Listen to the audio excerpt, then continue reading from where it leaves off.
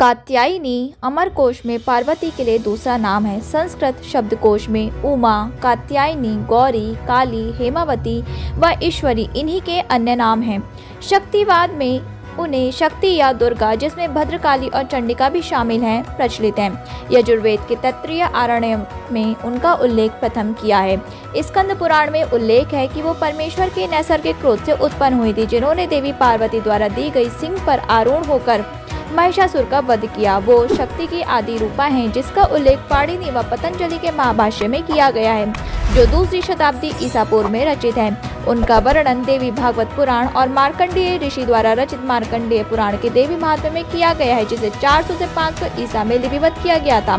बौद्ध और जैन ग्रंथों और कई तांत्रिक ग्रंथों, विशेष रूप से कालिका पुराण में उनका उल्लेख है, जिसमें उद्यान या उड़ीसा में देवी कात्यायनी और भगवान जगन्नाथ का स्थान बताया गया है। परंपरागत रूप से देवी दुर्गा की तरह वो लाल रंग से जुड़ी हुई हैं।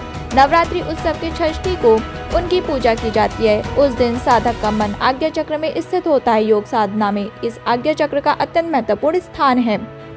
इस चक्र में स्थित मन वाला साधक मां कात्यायनी के चरणों में अपना सर्वस्व निवेदित कर देता है। परिपूर्ण आत्मदान करने वाले ऐसे भक्तों को सहज भाव से मां के दर्शन हो जाते हैं।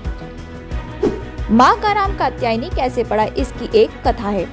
कत नामक एक प्रसिद्ध महर्षि थे। उनके पुत्र ऋषि कात्य हुए। इन्हीं कात्य के गोत्र में विश्व प्रसिद्ध महर्षि कात्यायन उत्पन्न हुए थे। इन्होंने भगवती परम्बा की उपासना करते हुए बहुत वर्षों तक बड़ी कठिन तपस्या की थी। उनकी इच्छा थी माँ भगवती उनके घर पुत्री के रूप में जन्म ले। माँ भगवती ने उनकी ये प्रार्थना स्वीकार कर ली। कुछ समय पश्चात जब दानव महिषासुर का अत्याचार पृथ्वी पर बढ़ गया, तब भगवान ब्रह्मा, विष्णु, महेश तीनों ने अपने अपने तेज का अंश देकर महिषासुर के विनाश के लिए एक देवी को उत्पन्न किया। महर्षि कात्यायन ने सर्वप्रथम इनकी पूजा की। इसी कारण से कात्यायनी कहलाईं। ऐसी भी कथा है कि ये महर्षि कात्यायन के यहाँ पुत्री रूप में उत्पन्न हुई थी। आश्विन कृष्ण चतुर्दशी को जन्म लेकर शुक्ल सप्तमी, अष्टमी तथा नवमी तक 3 दिन इन्होंने कात्यायन ऋषि की पूजा ग्रहण कर दशमी को महिषासुर का वध किया था। माँ कात्यायनी अमोघ फलदायिनी है। भगवान कृष्ण को पति रूप में पाने के लिए ब्रज की गोपियों ने इन्हीं की पूजा कालिंदी यमुना के तट पर की थी। ये ब्रजमंडल की अधिष्ठात्री देवी के रूप में प्रतिष्ठित है। माँ कात्यायनी का स्वरूप अत्यंत चमकीला और भास्वर है। इनकी 4 भुजाएं हैं। माता जी का दाहिनी तरफ का ऊपर वाला हाथ अभय मुद्रा में तथा नीचे वाला वर मुद्रा में है। बाई तरफ के ऊपर वाले हाथ में तलवार और नीचे वाले हाथ में कमल पुष्प सुशोभित है। इनका वाहन सिंह है।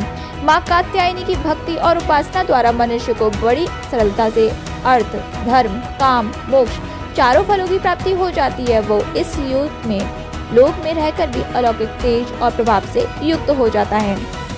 नवरात्रि का छठा दिन माँ कात्यायनी की उपासना का दिन होता है। इनके पूजन से अद्भुत शक्ति का संचार होता है। वह दुश्मनों का संहार करने में सक्षम बनाती हैं।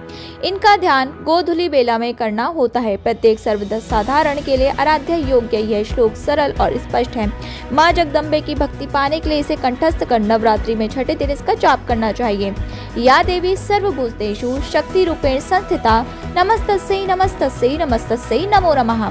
हे माँ सर्वत्र विराजमान और शक्ति रूपिणी प्रसिद्ध अम्बे, आपको मैं बारंबार प्रणाम करती हूँ या मैं आपको बारंबार प्रणाम करता हूँ। इसके अतिरिक्त जिन कन्याओं के विवाह में विलंब हो रहा है, उन्हें इस दिन माँ कात्यायनी की उपासना अवश्य करनी चाहिए, जिससे उन्हें मनोवांछित वर की प्राप्ति होती है। और विवाह के लिए कात्यायनी मंत्र ये है: ओम कात्यायनी महामाये महायोगिंधीश्वरी नंद गोप सुतम देवी पतिम में कुरेते नमः।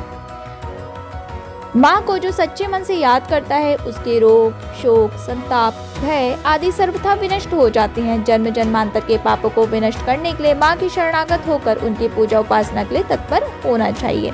तो दोस्तों, आप सभी को नवरात्रों की हार्दिक शुभकामनाएं। मैं आशा करती हूँ आपके नवरात्रि बहुत ही अच्छे से व्यतीत हो रहे होंगे।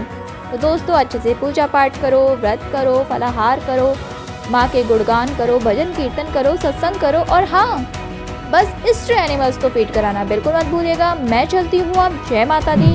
और अगर आपको ये सीरीज पसंद आई हो हमारी, तो प्लीज़ चैनल को सब्सक्राइब कर लो, लाइक करो, शेयर करो और कमेंट में जय माता दी लिखना बिल्कुल मत भूलना।